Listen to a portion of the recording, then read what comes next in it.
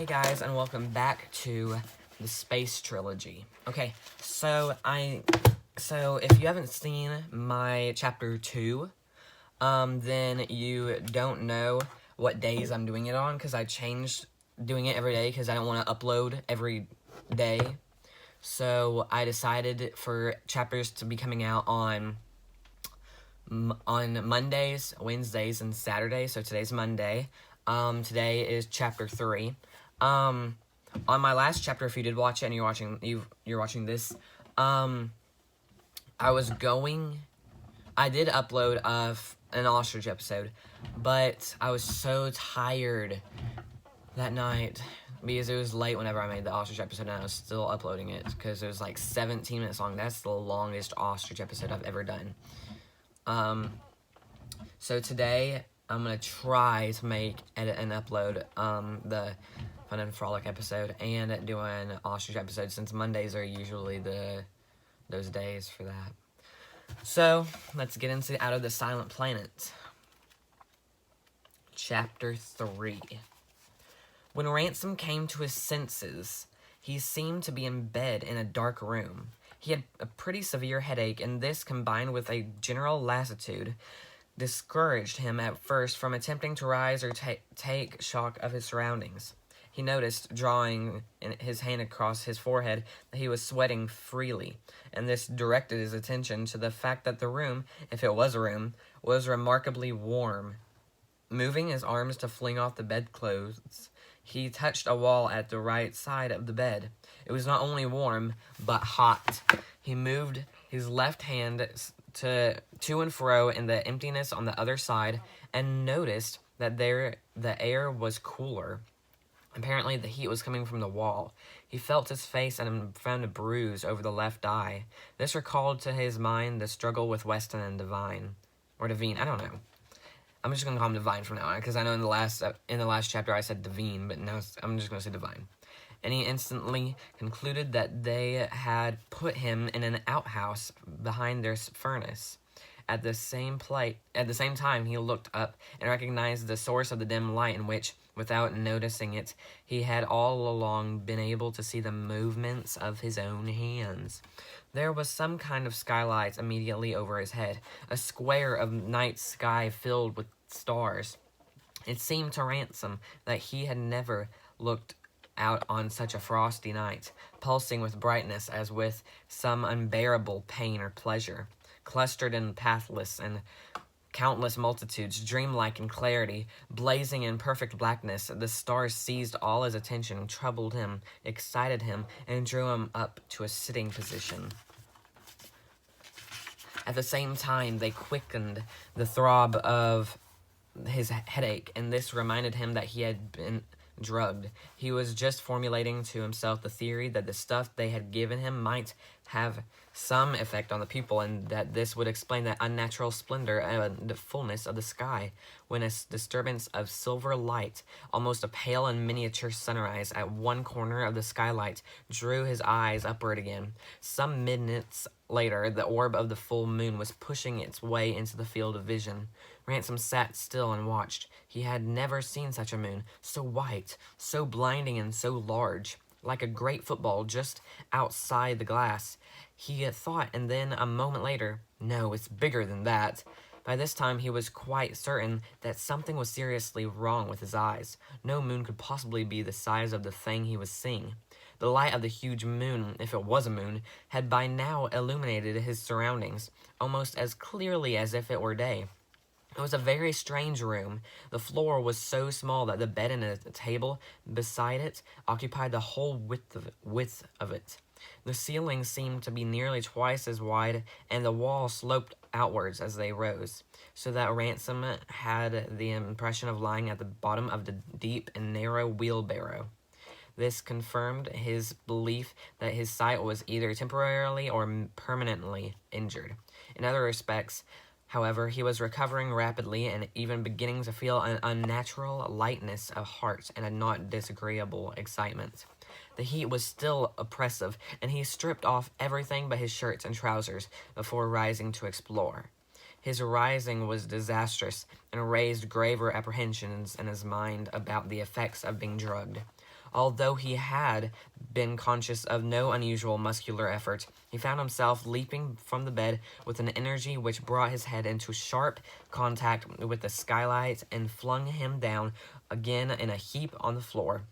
He found himself on the other side against the wall that ought to have sloped outwards like the side of a wheelbarrow, according to his previous reconnaissance.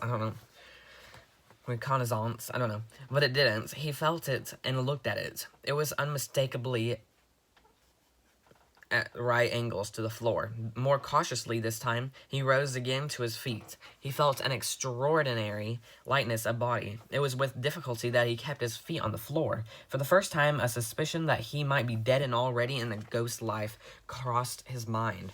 He was trembling, but 100 mental habits forbade him to consider this possibility.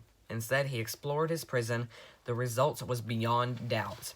All the walls looked as if they sloped outwards so as to make the room wider at the ceiling than it was at the floor. But each wall, as you stood beside it, turned out to be perfectly perpendicular, not only to sight, but to touch. Also, if one stooped down and examined with one's fingers the angle between it and the floor. The same examination revealed two other curious facts. The room was walled and floored with metal and was in a state of continuous faint vibration, a silent vibration with a strangely lifelike and unmechanical quality about it. But if the vibration was silent, there was plenty of noise going on, a series of musical raps or percussions at quite irregular intervals, which seemed to come from the ceiling. It was as if the metal chamber in which he found himself was being bombarded with small tinkling missiles. Ransom was by now thoroughly frightened, not with the prosaic fright that a man suffers in a war, but with a heady, bounding kind of fear that was hardly distinguishable from his general excitement. He was poised on a sort of emotional watershed from which he felt he might at any moment pass into delirious terror or into an ecstasy of joy. He knew now that he was not in a house, but in some moving vessel. It was clearly not a submarine, and the infinitesimal quivering of the metal did not suggest the motion of any wheeled vehicle. A ship, then, he supposed, or some kind of airship, but there was an oddity in all his sensations for which neither supposition accounted. Puzzled, he sat down again on the bed and stared at the portentous moon. An airship, some kind of a flying machine, but why did the moon look so big? It was larger than he had thought at first. No moon could really be that size, and he realized now that he had known this from the first, but had repressed the knowledge through terror. In the same moment, a thought came into his head, which stopped his breath. There could be no full moon at all that night. He remembered distinctly that he had walked from Natterby in a moonless night, even if the thin crescent of a new moon had escaped his notice. It could not have grown to this in a few hours. It could not have grown to this at all. This megalomaniac disc, far larger than the football he had at first compared it to, larger than a child's hoop, filling almost half the sky. And where was the old man in the moon, the familiar face that had looked down on all the generations of men? The thing wasn't the moon at all. And he felt his hair move on his scalp. At the moment the sound of an opening door made him turn his head. An oblong of dazzling light appeared behind him, and instantly vanished as the door closed again, having admitted the bulky form of a naked man whom Ransom recognized as Weston. No reproach, no demand for an explanation, rose to Ransom's lips, or even to his mind, not what with that monstrous orb above them. The mere presence of a human being, with its offer, or at least some companionship, broke down the tension in which his nerves had long been resisting a bottomless dismay. He found, when he spoke, that he was sobbing. Weston, he gasped. What is it? It's not the moon.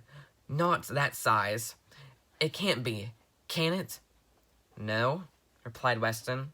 It's the Earth. So it's the Earth, wow. That's pretty weird and cool at the same time. So, Chapter 4 is, like, 1 page longer than that. So, Chapter 3. So, I know that I read kind of fast because it's easier to upload. It doesn't take as long with 10 minutes. So, I will see you guys on Wednesday for Chapter 4. So, bye.